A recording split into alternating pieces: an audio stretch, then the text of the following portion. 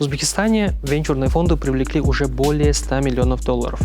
Но стартапов очень мало. Что будет делать стартап-гараж, если Aloha Venture перестанет инвестировать? Такого не будет. We don't have to change the business model. Стартап-фаундер может быть, как сказать, токсик-фаундером. Мы собрали стартапы, которые нужны банку. У нас скоро открытие в Марокко. Это происходит в середине апреля. О, кстати, Исмаил, наш менеджер в Марокко. О, Марокко. У нас первые инвестиции были в стартапы из Средней Азии. Таджикский стартап Азизжан Азими. Мы недавно открыли второй венчурный фонд. Это по объему, можем сказать, это самый крупный венчурный фонд по Узбекистану. Это больше, чем United Ventures. Ну, посмотрим. В Узбекистане венчурные фонды привлекли уже более 100 миллионов долларов. Но стартапов очень мало. Для роста стартапов нужны венчурные студии, такие как Стартап-гараж. Стартап-гараж появился летом 2024 года и за очень короткое время добился очень интересных результатов. В том числе открыл 14 филиалов по разным регионам Узбекистана, 2 международных офиса в Марокко и Катаре и вложился более 800 тысяч долларами в разные перспективные стартапы. Сегодня мы поговорим с Мухаммад Али Салахидиновым, партнером Стартап-гараж, где он нам расскажет и покажет, как именно Стартап-гараж помогает новым стартаперам и влияет на экосистему стартапов в Узбекистане. Поехали. На самом деле, то, что сейчас мы видим в течение полугода, который вы добились, это очень интересно. То есть за полгода вы открыли 14 филиалов по всему региону. Нет, за месяц мы открыли 14. За месяц вы открыли 14. У нас был марафон недавно. Начался там в январе 16-го. И закончили там в феврале 19. Вот последний офис открылся в Ташкентской области. И у нас был такой месячный там марафон. Вот.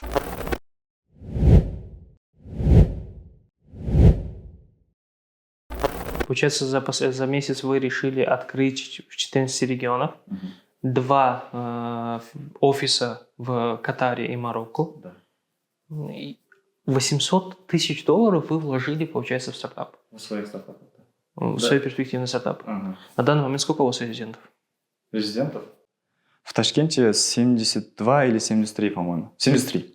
В целом? Вообще, получается, более 120. Почему вы выбрали формат венчурной студии для работы? Ну, то есть не акселератора, не какого-то учебного центра, а именно венчурной студии. Окей, классный вопрос. Почему венчурная студия?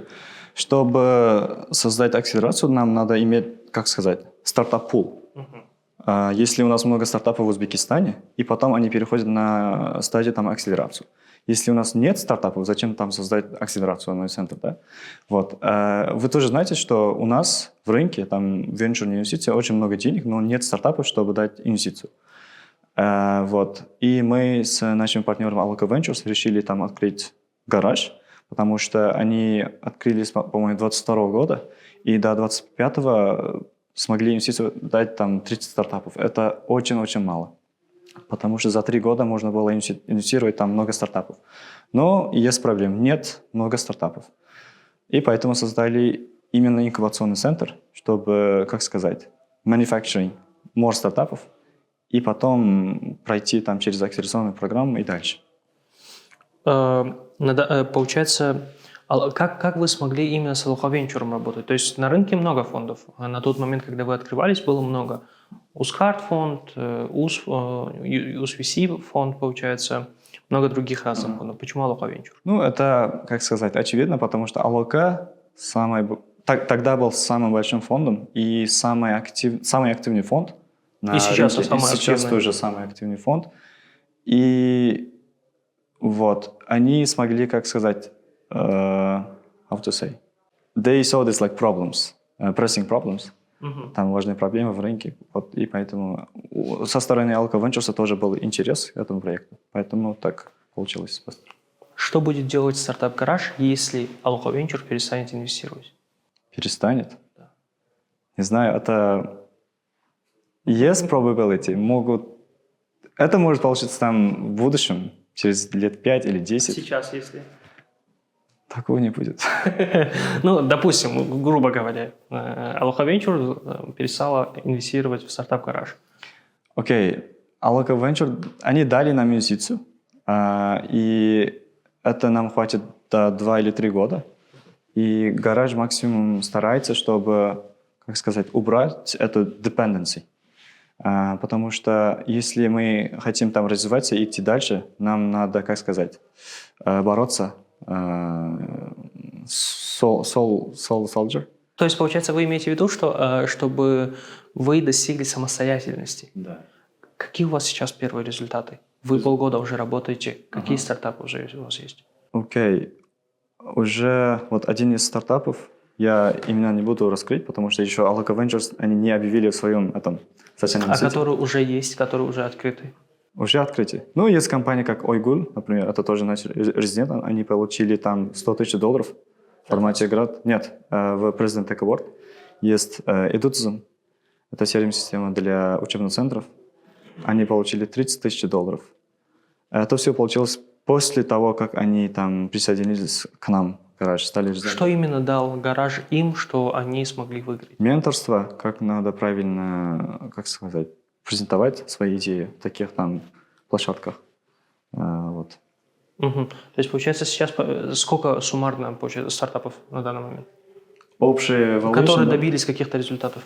Окей. Так, Ойгул, они получили $100 тысяч.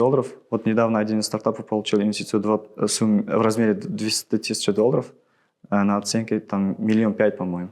Угу. И вот недавно, вот прям вчера объявили, что еще один из стартапов получил инвестицию, еще $200 тысяч в размере, там оценка была 2 миллиона, по-моему. И следующая компания, получается, примерно в середине там 1 миллион или 1,5 миллиона, они тоже получили инвестицию, но пока не объявили, там Alaka Ventures. Вот такие результаты. Ну, интересный момент. У нас было там открытие в Самарканде, и там мы, как сказать, сознакомились с людьми, там стартаперы. И после там недели они пришли в Ташкент и уже там, как сказать, начали там due diligence с Alaka Ventures. Получается, через сразу там месяц уже они получают инвестицию. То есть, получается, если они присоединяются к стартап-гаражу, доступ к венчурным фондам будет намного прямее и легче. Да. А как сейчас вы зарабатываете? На чем зарабатываете? На чем? Да, вы же хотите стать самостоятельным, как вы сказали. Да. Сейчас на чем вы зарабатываете? Гараж берет 5% всех резидентов, и когда они дойдут на другой уровень, мы можем там, как сказать, продать свой share, там, equity. И вот так мы зарабатываем. Сейчас есть стартапы, которые уже зарабатывают, то есть уже в плюс вышли, в точку безубыточности, тот же самый Ойгул. Они уже вышли в плюс, не считая их грантов, которые... Они уже были в плюсе до гранта. Угу. Грант просто там ускоряет их процесс. Сколько таких стартапов, которые уже вышли в плюс и которые приносят вам деньги? Какой МРР у проекта, помимо... Ну, у всех разные. Есть у вас в целом. Бизнес-модель гаража, мы просто продаем свой share, вот 5%, и потом мы зарабатываем. Мы не берем там какие-то проценты из дивиденда стартапов. У нас все там на основе этого 5%. Выращиваете, продаете, на базе этого зарабатываете. Да. Понял, отлично. В целом можем сюда пройти, поработать. Вы сказали, что у вас сейчас сколько суммарно этих резидентов? 120, да, более 120. А как стать вашим резидентом? Это очень просто. Нам, стартаперам, просто придется подать заявку на нашем сайте. И я и моя команда... Где-то тут должно ссылка выйти. Ага. И я и моя команда, мы будем там рассматривать application form и вместе принимаем решение, берем или нет. Какие критерии? Классно. Им необходимо там загрузить pitch deck, и мы рассматриваем, какая у них там сильная команда или нет. Все будет, более мы рассматриваем на стартаперов, на фаундеров, потому что есть классные там проекты, у них там, как сказать, крутые там MRR, хорошие цифры, но стартап-фаундер может быть, как сказать, токсик-фаундером, потому что они будут станет там резидентом гаража, и мы вместе работаем с ними в течение 18 месяцев. Они станут нашим там партнерами. Вот. Если человеком трудно общаться, тогда лучше... Сколько людей определяет, кто может стать вашим резидентом или нет? Вот вы сказали, что toxic founders. Как вы определяете, что он токсичный? Смотрим на pitch deck, Там, если все хорошо, мы, как сказать, приглашаем им в онлайн-митинг, и там будет я, Мухаммад Халил, еще там 3-4 человека, и вместе решаем, окей, берем или нет. Смотрите, получается, у многих фондов, в том числе венчурных фондов, которые, получается, работают, у них есть темплейт питч-дека, который они требуют. То есть ты заходишь на сайт, сперва загружаешь их питч-дек, по этому шаблону делаешь, грубо говоря, то, что они требуют. У вас есть такой Да-да-да, у нас тоже есть. на сайте? Да. Ну, на сайте нет, но мы сами там будем скидывать фаундерам. А сколько, прям, вот смотрите, вот касательно toxic founders, как вы определяете по презентации, что это прям toxic founders? Нет, по презентации это, как сказать, вообще невозможно. Поэтому мы приглашаем им, чтобы участвовать в онлайн-митинге с нами. И после этого мы принимаем решение. То есть, получается, если один раз показался вам токсичным, у меня больше шансов нет? Нет, если у нас есть, как сказать, hesitation, то мы приглашаем им, чтобы участвовать в офлайн-митинге, именно в гараже. И у нас будет там face-to-face митинг. После этого мы решаем. А в регионах кто решает? В регионах там региональные менеджеры. Вместе с нами они будут. То есть, получается, они отбирают, они какой-то отбор делают, вам кидают, или же они сразу уже там решают, кого у вас? Они сначала кидают нам, и потом мы вместе решаем решение. Понял. Стартап не оказался токсиком, прошел все проверки ваши. Сколько времени может занять вот этот момент подачи? Да, анбординг процесс. Как сказать? Ну, не так много. 2 недели, по-моему. 2 недели. 2 недели, да. Не так Я много. прошел ваш анбординг, оказался, что я не токсичный, прошел все. Что вы мне можете дать? Что вы даете в целом комплексно? Окей. Сначала сделаем там, как сказать, Диагностику? диагностику, там скрининг, и сделаем там план, хотя бы на следующие там 3 месяца. Если стартап на стадии там идеи, то мы начинаем как можно создать там классный MVP и быстрее выйти на рынок. Если они на стадии там MVP, то нам надо, как сказать, найти sales channels, distribution channels и начинать там зарабатывать деньги. Вот. У всех там индивидуально там получается. Сколько примерно времени занимает это? Чтобы создать план, Ну, диагностика. ну, 2 недели максимум. Получается, это диагностика в процессе анбординга. Да. А потом, что конкретно вы можете дать? Дальше идем по плану. То есть, получается, смотрите, вы вот этот план, грубо говоря, разработали. Кому-то нужны деньги, кому-то нужен ментор, кому-то нужен, я не знаю, техническая составляющая. Что из этого вы даете? Вот именно в этом процессе, там, онбординг процесс, мы решаем, окей, если стартапам надо деньги, то мы начинаем там готовить этот стартап на инвестиционный раунд. Если у них уже есть деньги, то у нас есть там маркетинговая команда, есть там consultants, эксперты. У них может быть проблемы с продуктами, там технические проблемы. Мы стараемся там коннектнуть с этими экспертами и вот так решаем. Ну, гараж, как сказать, мы будем с стартапером вместе в пути. Если у них там возникают какие-то проблемы, мы подходим и решаем вместе, потом вернемся. Вот так. Вы сказали 18 месяцев. Что такое 18 месяцев? Что происходит в течение 18 месяцев? Окей. Например, стартап придет, с каким... у них есть там идея, мы разрабатываем MVP с ними вместе и выходим на рынок.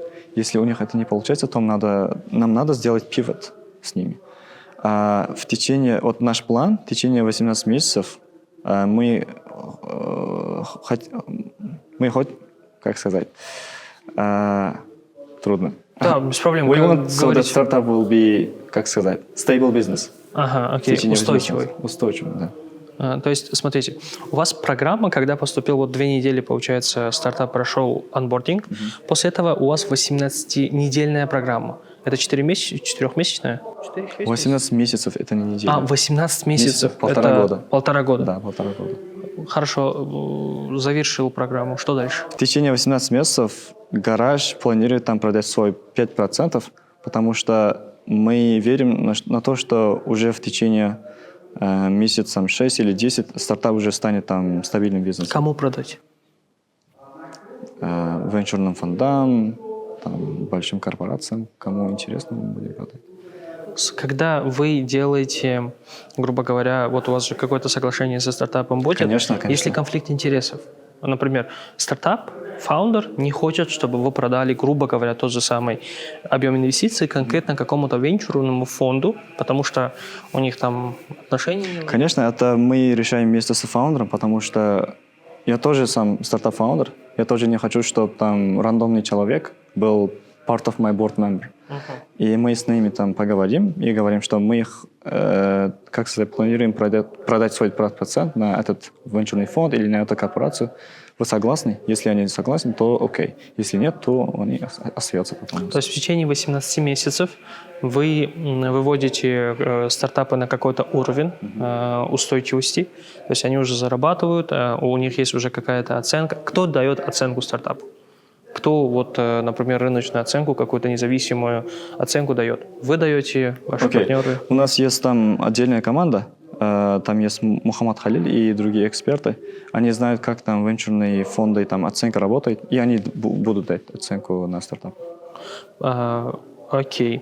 Смотрите, вы, получается, работали со стартапом, грубо говоря, энный стартап, у вас 3 месяца проработал, ему понадобились инвестиции. Что вы с ним делаете? Ну, то есть ему венчурная инвестиция нужна, или ему там $200 тысяч может. Сначала мы проверяем, готов ли фаундер и это стартап, вообще стартап, чтобы получить инвестицию от венчурных фондов. Как вы это решаете? Посмотрим на pitch deck, посмотрим на фаундер. Не, вы с ним работаете, у него есть какие-то продажи, грубо говоря. Okay. Он говорит, мне нужны деньги для того, чтобы масштабироваться. Все, там идет подготовка, и добавим на пайплайн венчурным фондом, и они получают инвестицию, все.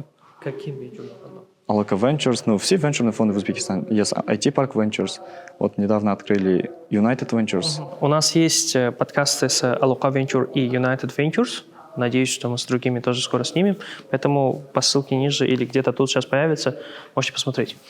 Давайте немного расскажем именно про то, как вы после вашей программы их поддерживаете. Программа закончилась, вы его там, грубо говоря, не продали, но у вас остается какая-то там доля в этом стартапе.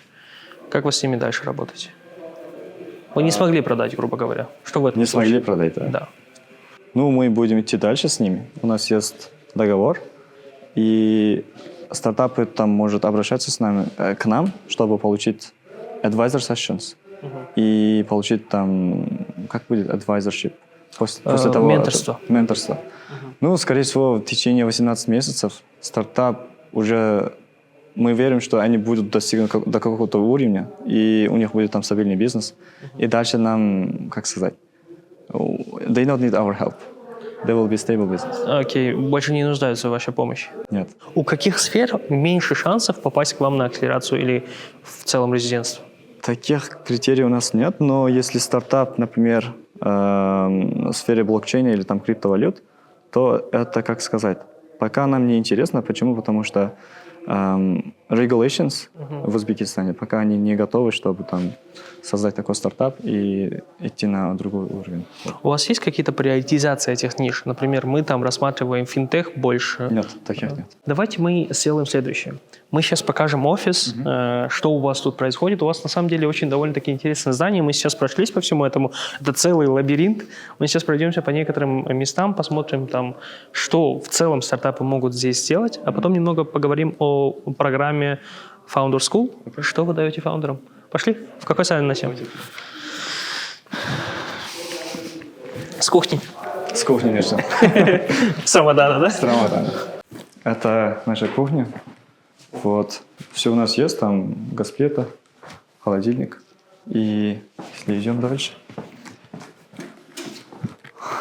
здесь место, чтобы там, да, чтобы кушать, там сидеть.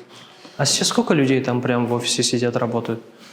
Постоянно, Постоянно, если Рамадан не 30 учесть. и 40. Вот. Если резиденты там присоединяются, то получается больше. А 40 только сотрудников? Да. В гараже работает 15-20 человек. Именно в гараже.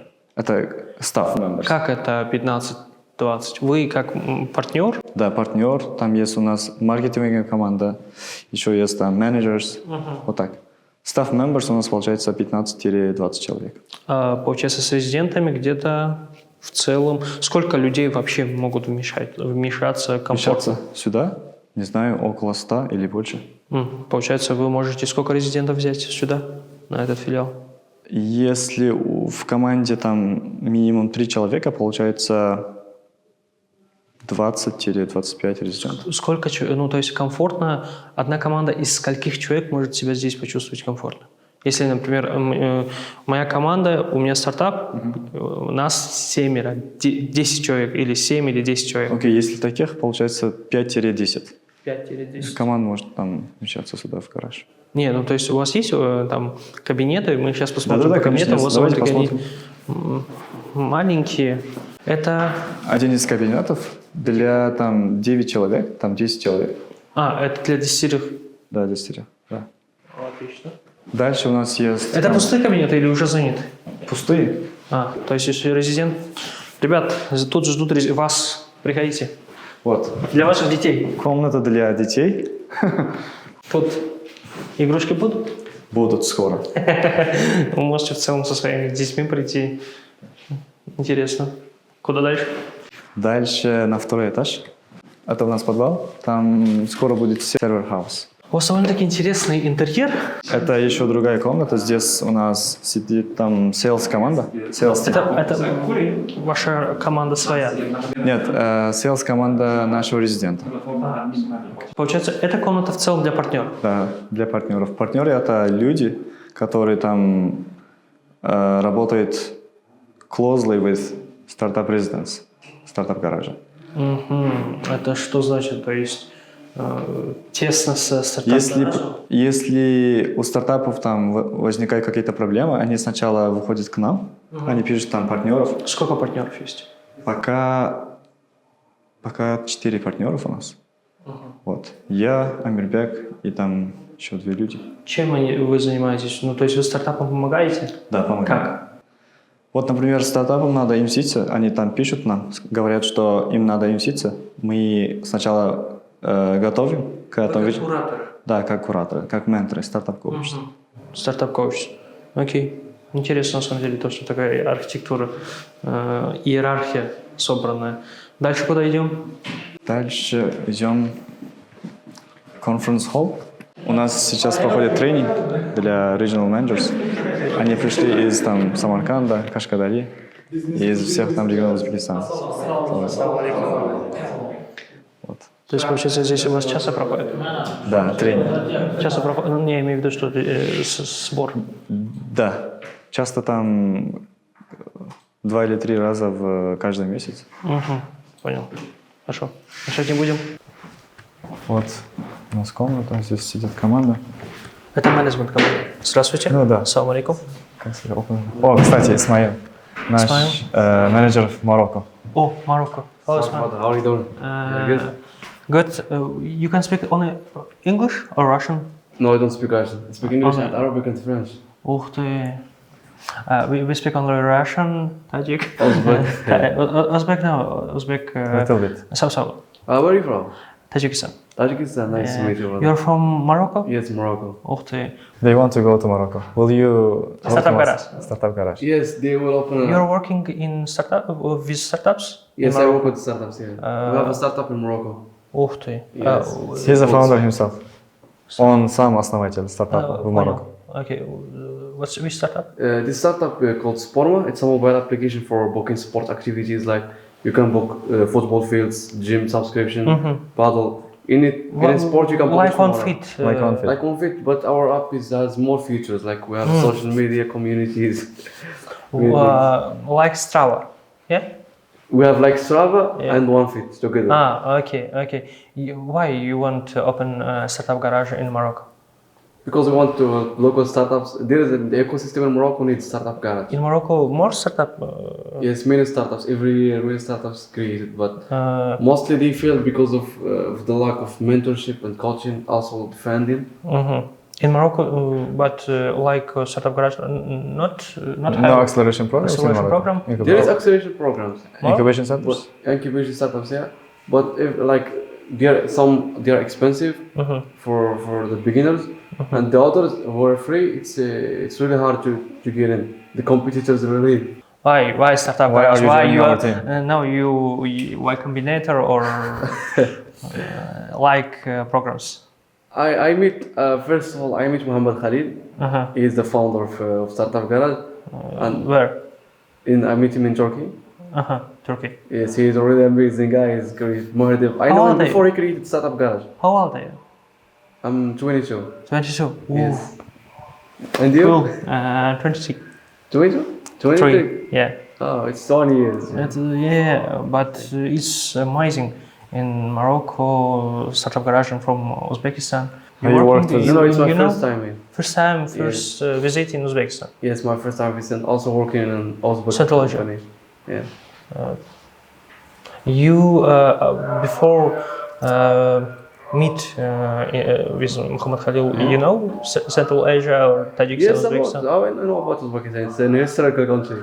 Oh. You know, Bukhara, Samarkand. I know them before, a long time ago. Good. Okay. Thank you. Thank you so much. Have a good day. Thank you. Thank you, Ismail. Thank you so much. Okay, good luck. Супер.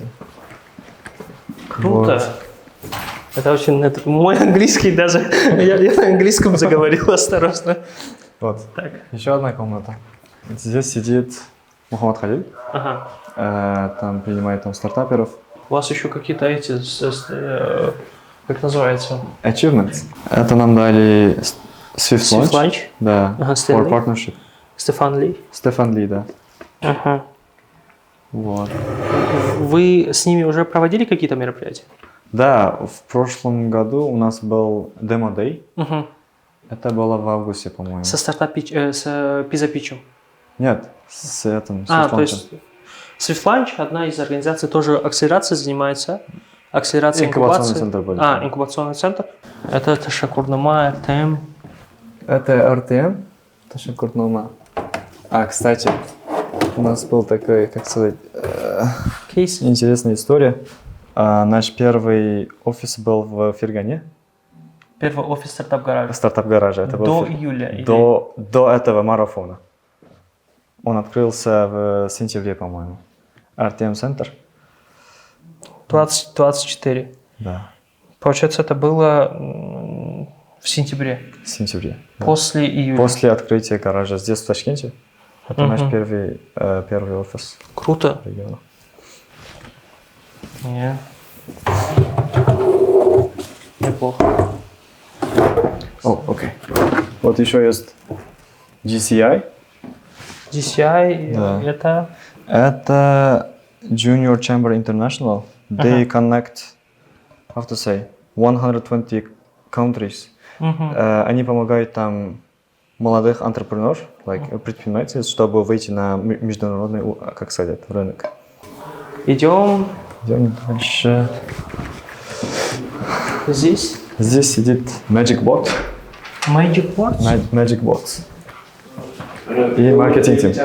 И маркетинг команда. Magic Board, я думал, это наши волшебники. И еще сидит там маркетинг команда.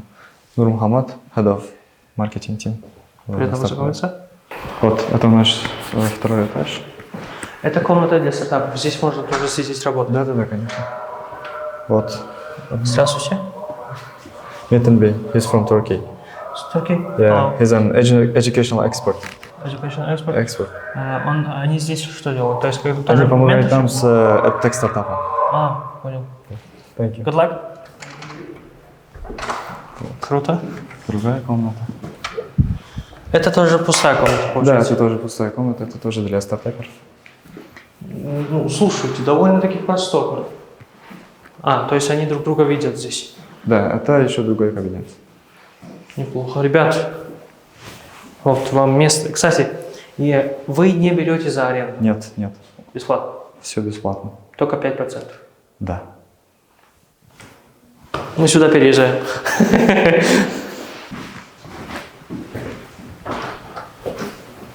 Окей. Стартаперы. Здравствуйте. Умет? Приятно познакомиться. Ясно. Умет. Это стартап? Да, наши там резиденты. Мы снимаем подкаст. Russian. Maybe English a little bit. We make podcasts with startups, with venture funds, with incubator centers in Uzbekistan, but we make podcast in Russian language, поэтому мы говорим в основном на русском. Good luck, не будем мешать.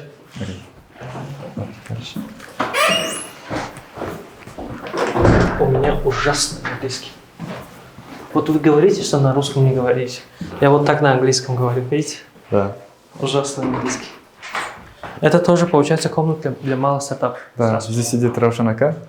Здравствуйте, Умен. То есть, получается, вы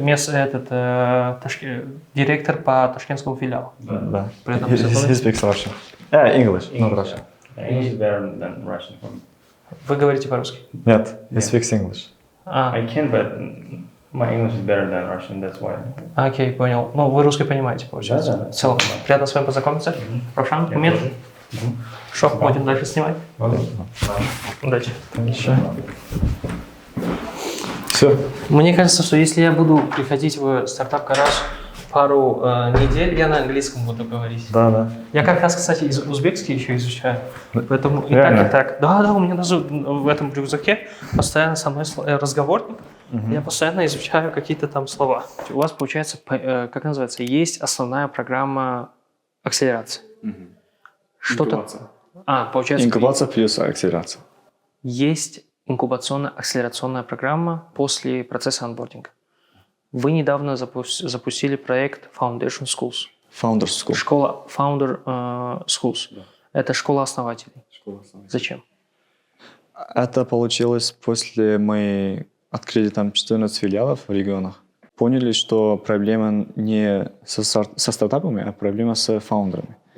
Нам надо, как сказать, we should teach people to be founders first, и потом создать стартап, потом сделать там инкубационный центр, потом акселерацию, и потом там венчурную инвестицию.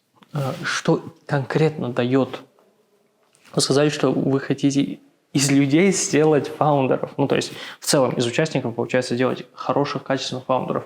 Что конкретно дает эта программа фаундерам? Окей. Если человек там подает заявку, чтобы стать резидентом гаража, у нас есть там критерии. И, например, за последний месяц мы приняли больше 100 заявок, но из них мы только приняли там 4 заявки. Из 100, получается, там 4%. 4% на acceptance rate. Это очень мало. Почему так? Не знаю, вот. Основная причина того, что они не проходили, в чем? How to say? Founders don't have enough skills. Или есть человек, который там учится там, в мединституте, но хочет сделать что-то с AI. Ну, как сказать? He doesn't have AI skills. Окей. Как вы это определяете? Ну, это очевидно. Он нам, как сказать, дает background information. Ну да, и по AI Ну, мы понятное дело. спрашиваем, где вы учитесь, он говорит, так, как сказать, мединститут. Окей, какой ваш проект? Говорит, там, AI project. Из 100 проектов прошло 4. Да. Основная, ну то есть если взять по, грубо говоря, как-то категоризировать причины, по которым они не проходили, основная это то, что они не подходили по скиллам? Ну да, причин много. Проблемы с фаундерами, проблемы с проектом, там, продуктом. Вот именно изучая эту проблему, мы хотели создать вот Founder School. Outcome этого программы, получается, если кто-то будет там обучаться в этом программе, он будет, как сказать, готовым человеком, чтобы стать резидентом нашего гаража. То есть, получается, 100 человек вам подали заявку, получается, в целом стартап-гараж. Из них 4 прошло как стартапов, то есть стартап-команд прошло ваш гараж. Они стали нашим резидентом. 96 проектов не прошло. Вы направляете их в программу «Школа основателей». Если им интересно, да. Если нет, нет. А у вас уже были наборы в школу основателей программы? Да, уже там, как сказать, более 30 человек зарегистрировались. Сколько? 30. 30 человек зарегистрировались. Когда вы начинаете? Апреля. 7 апреля, получается, первый. Это пока, сколько месяцев она будет длиться? Это двухмесячная программа. 16 уроков. То есть в чем отличие, грубо говоря, того же самого, когда, например, инкубационная программа проводится, они акцент делают на всю команду. Ну, зачастую, да. Помогают и фаундерам научиться каким-то навыкам, которые им нужны. помогают там в команде, если СТО, там маркетологи и прочие. Плюс-минус им всем подсказывают, либо ставят им ментора профильного. В чем отличие Founder Schools от других таковых программ инкубационных? Founder School это направлено на individuals. На человека. Конкретно на founders, да. Инкубационные программы, они фокусируют там стартапы, там, это вообще команда. Если человек придет и он закончит эту программу Founder School, он уже понимает, как надо собрать стартап-команду, как вообще венчурные инвестиции работают, как надо сделать там хороший бизнес-модель, вот и так далее. С момента запуска с лета 2024 года суммарно сколько стартапов к вам прошло? Суммарно? Не знаю. Еще же 1,5 года не прошло. Мне кажется, все, которые прошли, у вас уже инкубируются, у вас уже в процессе идут. Ну, грубо говоря, более 500 или 600 стартапов, да. Потому что подали. За последний там месяц, вот после марафона и во время марафона мы уже рассматривали более 30-50 стартапов. Сколько стартапов сейчас в программу уже прошли и работают с вами? После этого там 30-50 там стартапов. Смотрите, вы сказали, что более 500-600 стартапов подали к вам. Сколько из них прошло? 100. Ну, все наши резиденты там прошли этот этап. Получается 120-130. У вас 130 резидентов, Окей. которые прошли полностью в вашей программе, сейчас идут. Изначально столько было? Вот, например, вы каждый раз проводили, или были стартапы, которые прошли, но в процессе отпали? Нет, таких у нас пока нет. Пока не было? Пока нет. Понял. Интересно. Вот наш первый резидент стал нашим резидентом в июле. Вот до сих пор мы работаем с ними. Пока там we didn't remove any startups yet. А были какие-нибудь истории успехов? Стартапы, доли которых вы уже продали? Нет пока. Когда готовитесь продать? Не знаю, в этом году или в следующем году. Ну, получается, в этом году, если вы... Когда прям началась программа? В июле? После запуска? Да, после запуска. Угу. Сейчас у вас 130 стартапов крутится. Пока это самому гараже не год. Как мы можем там продать свой 5%? Не, ну может быть кто-то там быстрее вырос. Ну, посмотрим. Пока нет. Вы за месяц открыли 14 филиалов по регионам Узбекистана. Да. Как это повлияло на экосистему? В целом, экосистему стартапов. Как я сказал, у нас есть стартапы в регионах. Вот один из стартапов в Самарканде. После того, как мы узнали, что есть такой стартап в Самарканде, и они уже получают свою первую инвестицию из этого венчурного фонда. Постсистема. Как? Постсистем. Постсистема, которая, получается, фаундеры из Узбекистана уже получают венчурные инвестиции. Это интересная success story. Грубо говоря, как работают именно региональные офисы? Вот мы сейчас были с руководителями этих филиалов. Как они работают? Они самостоятельно полностью программу организовывают? Или же они там от вас как-то зависят? Пока они самостоятельно не работают, они с нами вместе работают до уровня... Ну, им надо дойти до такого уровня, чтобы они стали там, как сказать, individuals. И вот. Если есть стартап, например, в Намангане, они там общаются с фаундерами и говорят: окей, Мухаммад Али, есть хороший стартап у нас в Намангане. Вы его сюда привозите? Нет, у нас будет там онлайн-митинг, там онлайн-колл, и рассматриваем. У нас будет онлайн-питч, и обсуждаем, можем ли брать этого стартапа как резидент или нет. А в этих, вот, например, у вас здесь, во всем этом офисе, проходят программы. У вас здесь менторы из Турции, из других стран. В целом, в Ташкенте менторов привлечь сюда несложно.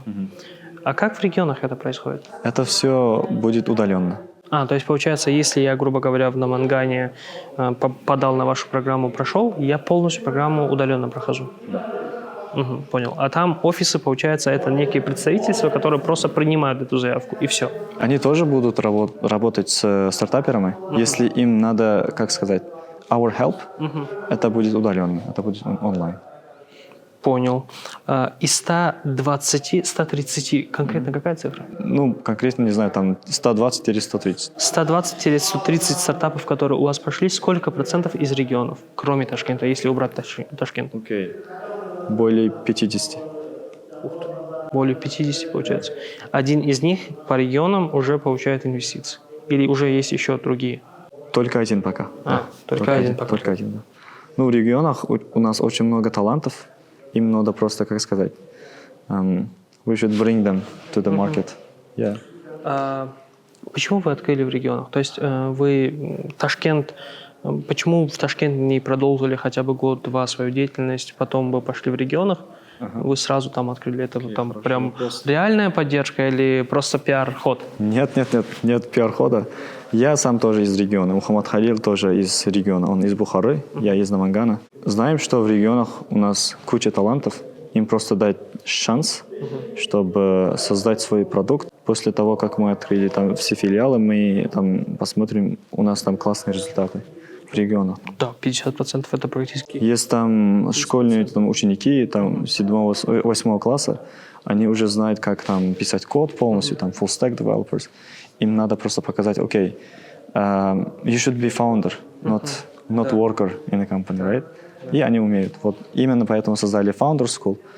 И вот идет вот так вот. Не, на самом деле это очень интересная деятельность для тех людей, которые не знают русский, к большому сожалению, не знают, может быть, английский. У нас вот в этом же даже подкасте с помощью нашего узбекского стартапа Тахричи мы будем ставить эти субтитры на русском и на узбекском языках, на английском и узбекском языках. Поэтому вы можете в любом случае посмотреть этот выпуск, узнать про стартап «Гараж» и стать частью, резидентом, сделайте успешный стартап, и мы к вам придем с вами, запишем подкаст. Bir narsa so'rasam a'lo, so'nggi xatda bo'ladi. Aloqa Venture. Aloqa bankda. Aloqa bank. Aloqa bank. Bu yoq tomonda bo'lmaydi, park tomonda. Yo'q. Yo'q, mumkin emas, yo'q ketib qolamiz. Biz chiqamiz aloqa. Друзья, мы локацию сменили. Сейчас находимся у офиса Алоха-банка. Тут же находится Aloha Ventures. И со стартап-гаражем, в том числе, продолжим обсуждение международной экспансии. Недавно стартап-гараж месяц назад открыл офис в Дохе, в Катаре. И очень скоро уже открывает офис в Марокко, в Касабланке. Почему первым международным офисом стал Катар? Какие возможности он дает стартапам, узбекским стартапам? Окей. Катар — это, как сказать, emerging market, один из emerging маркетов в MENA region, в районе MENA. И плюс в Катаре наши узбекские студенты станут больше и больше. Там есть там университет Карнеги Меллон, есть там Джорджтаун, и есть многие там узбекские студенты. Если они хотят там создать свой стартап и, как сказать, выйти на рынок Катар или вообще-то MENA region, стартапы гаража будет немножко легко, потому что они уже есть в Катаре. Им просто надо, как сказать, сделать коннект с инвесторами и обучать, как вообще инвестиция работает, как вообще там entrepreneurship works, right? Вот. И плюс, почему Марокко? Марокко это, Марокко, там Алжир, там Египет. They're also emerging markets. Мы видели там Исмаил. Да. Там много талантов. Ребята занимаются с инженерингом. Вот. It's all because of talents, nothing more. А помимо, получается, того, что вы помогаете узбекским стартапам, которые там находятся и хотят в этом регионе, получается, делать стартапы, вы будете рассматривать стартапов, которые там местные? Да, конечно, есть такие планы. Помогать им. Недавно ребята из Германии, вот были там отклики, из Индии, они пишут нам и спрашивают, если гараж может там помочь, могут ли гараж помогать им с этим развитием стартапа. Инкубация, акселерация. Окей. Джорджия, Германия и плюс там Индия. То есть, получается, помимо того, что вы связываете, грубо говоря, точнее, помогаете узбекским стартапам в этом регионе, вы еще связываете их с Узбекистаном. Да. Вы планируете привлекать оттуда стартапов сюда? Да. Есть такие планы. А есть какие-то уже конкретные результаты по этим направлениям? Пока нет. Вот, как вы сказали, наш первый офис был открыт там недавно, вот месяц назад. Да. Пока есть там другие планы. Вот. Если будут, там расскажем. в А дальнейшем. помимо MENA Regions вы планируете в каких-то других регионах Европы, Америки? Пока нет, пока только MENA Region. В этом году только MENA. А помимо MENA Regions в других странах, в Рияде, тоже вроде бы в Region заходит, в других странах? Не только Катар и Марокко. Если получится, до окончания этого года, может, откроем офис в Саудии, Ага, если получится. Но пока Катар и Марокко. окей. Как в целом международная экспансия влияет на стратегию самого гаража?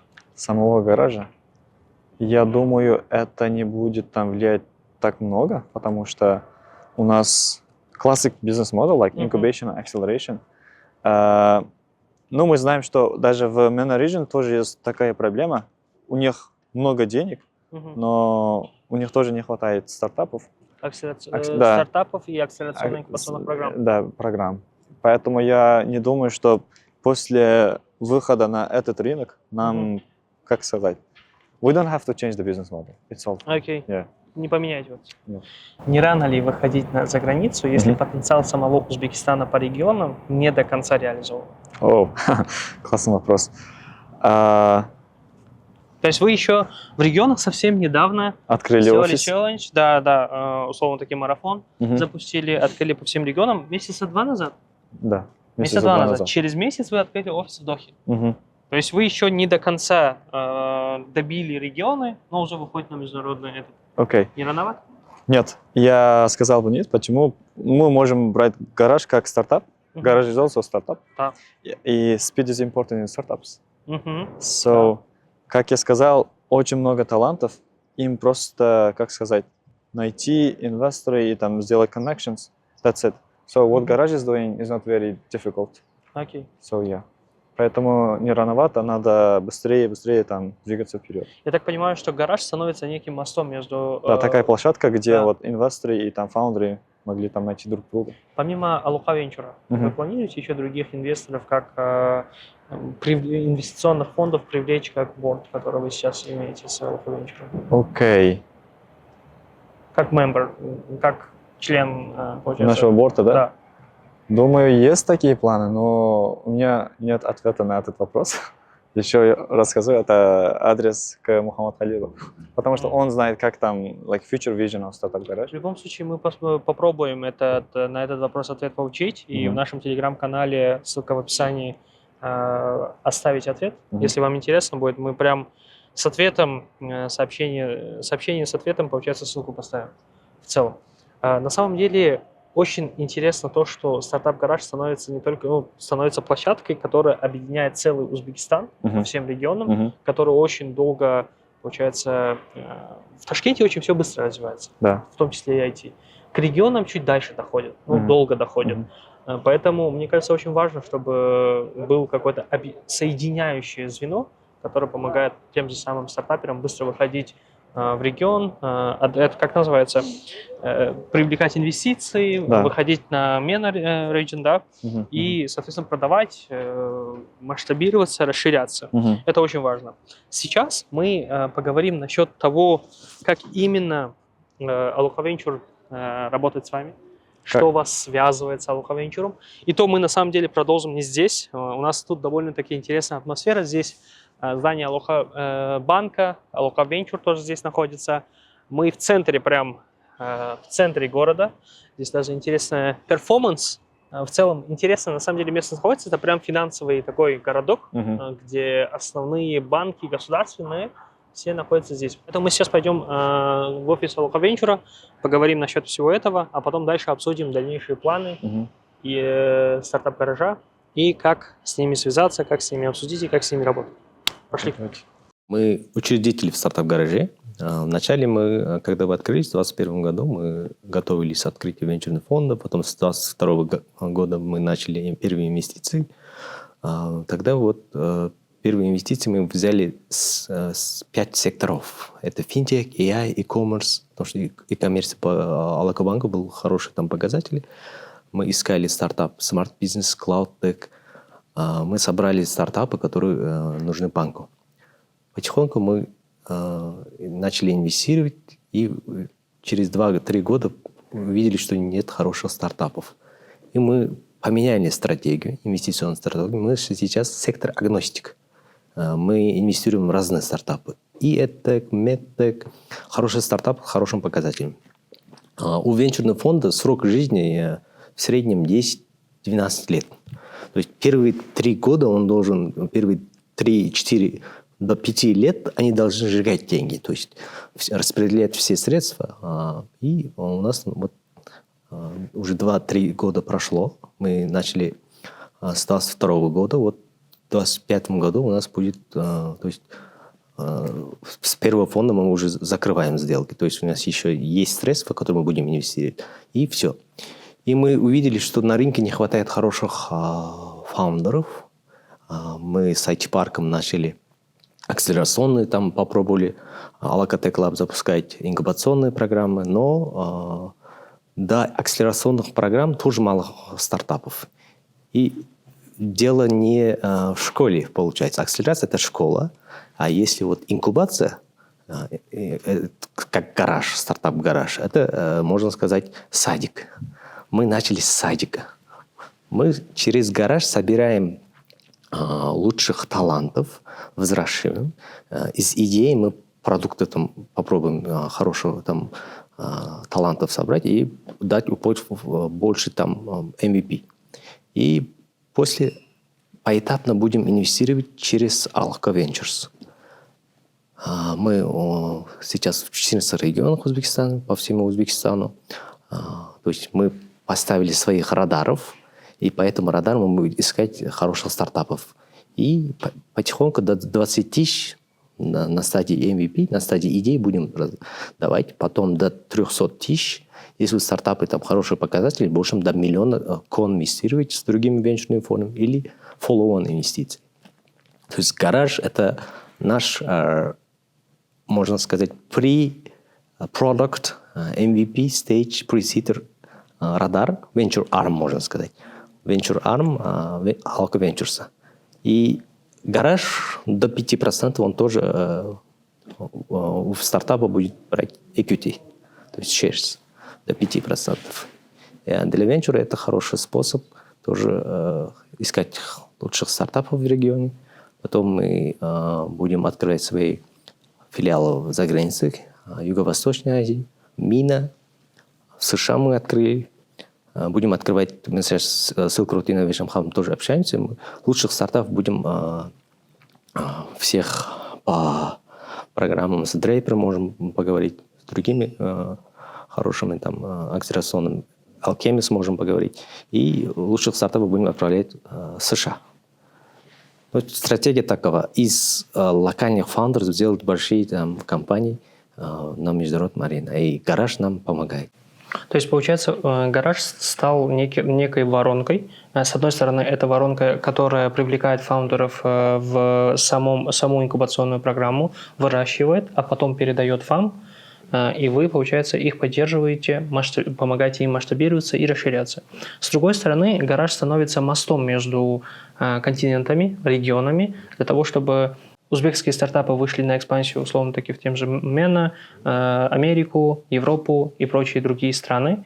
И, соответственно, оттуда вы будете ли привлекать с помощью вашего, получается, как стартап-гараж портфельного продукта в Узбекистан какие-то стартапы? Есть ли такая цель? Soft landing, да, хороший вопрос. Например, у нас несколько там переговоров с EdTech направлений. Например, в США есть хорошие стартапы по EdTech. Им узбекский рынок, там, у нас сколько там, населения, 40 миллионов. Если им интересно, мы через гараж можем сделать одну компанию из нашего портфеля или из резидентного компании. И как revenue share model им то есть сделать хороший продукт, который будет собрать для них revenue по Узбекистану. И можем как-то с ним работать. Поэтому. И мы хотим, гараж стал мостом с фаундерами, которые в Америке есть хорошие продукты, и по этому продукту мы можем поженить их. То есть revenue sharing model тоже работает у нас. И IT-парк занимается soft landing, гараж тоже, как большинство, львиная доля все равно у учредителя Мухаммад Халида, он будет с revenue sharing modelом тоже работать с другими стартапами. И, например, в гараже у нас несколько резидентов, турецких фаундеров, да, которые тоже помогаем. И вот из Эстонии там недавно к нам вышли. Мы через гараж можем с нетворками тоже помочь. Ну, пока что за 7 месяцев мы по гаражу увидели, что перспектива хорошая.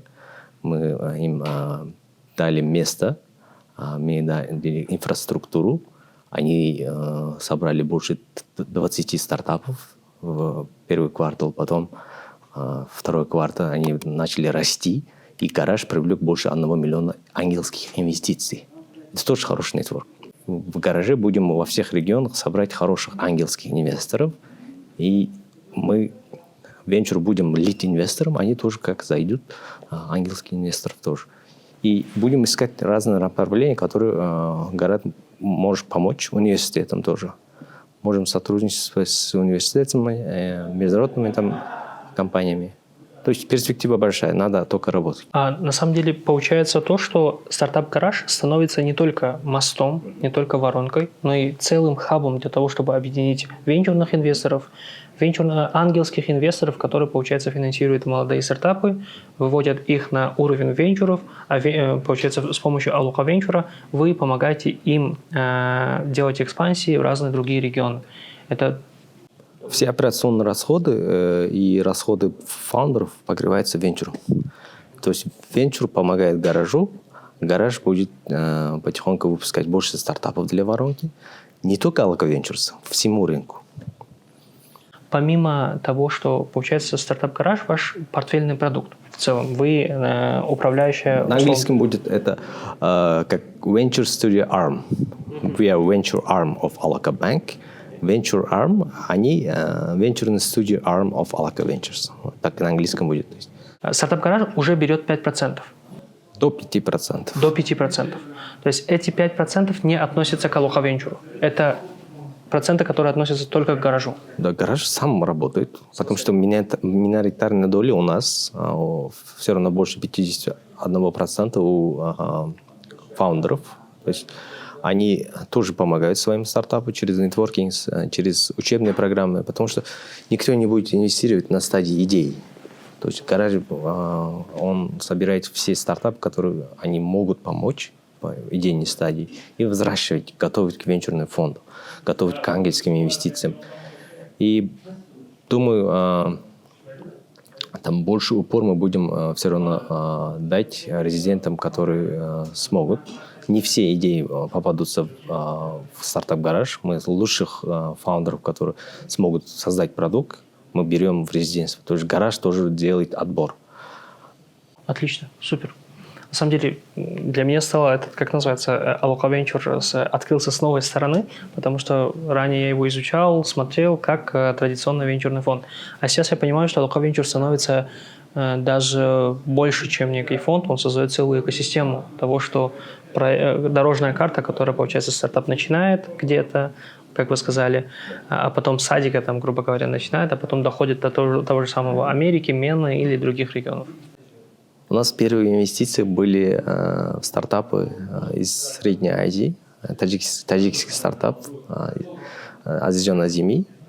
У него был хороший там ментор, можно сказать, лид-инвестор. В каждом этапе инвестиций он инвестировал, и был лид-инвестором Дэвид Халперт. У него больше 50 стартапов, у него 6 юникорнов.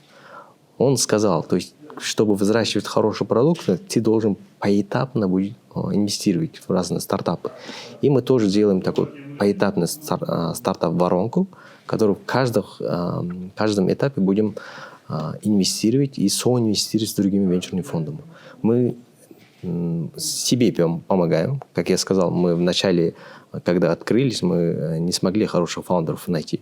Вот мы строим для себя воронку. Мы недавно открыли второй венчурный фонд. Это по объему, можем сказать, это самый крупный венчурный фонд по Узбекистану. Это больше, чем United Ventures. Деньги у нас есть, деньги на операционные расходы для гаража тоже, деньги на разные этапы инвестировать, больше $1 миллион мы тоже будем готовы инвестировать. И вот поэтапный метод инвестирования – это самый хороший способ взращивать большие компании. Большие made in Uzbekistan products.